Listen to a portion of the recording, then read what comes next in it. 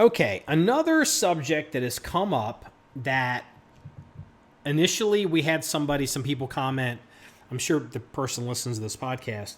They had rolled into our comment section on one of our social media platforms and was asking about 30 super carry.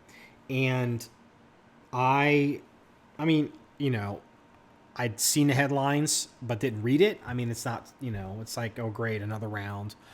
Didn't pay that much attention to it. So anyway, I was under the mistaken impression that the point of 30 super carry was to be able to have a viable 30 caliber round in a pocket rocket gun that doesn't kick quite as hard as 9mm, 9x19, 9mm Luger does. And that's what I thought it was. So I kind of dismissed it based like, well, I don't really need something I'm not interested around between 9mm and 380. It's not really my bag. And I don't like pocket rocket guns anyway. Well, I had assumed, and I was mistaken. So 30 super carry, my understanding is, so if you understand 9mm, 0.355 diameter bullets. And so I would assume 30 super carry is 30 caliber straight up as opposed to 355. Is it like 30 Luger? But what they're claiming is roughly you can get +2 in the same gun, but you get a gun that kicks the same as 9mm and has maybe the same stopping power as 9mm. And what they're doing is they're running it a lot hotter. I think it's 50,000 psi chamber pressure on these things. And so, for example, single stack 9mm 1911 traditional single stack body is a 10 round 9mm magazine tube.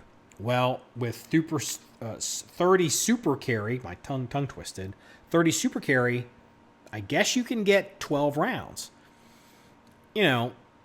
That's pretty substantial. I mean, when you're at 12 rounds plus 113 in a single stack 9mm in 1911, you're not that far off from a Glock 19. But then, then becomes an arms race. You're like, well, Glock 19 with 15 rounds, you could, maybe it's got 17, 18 rounds in it. So, it's you kind of play this game all day. It's interesting.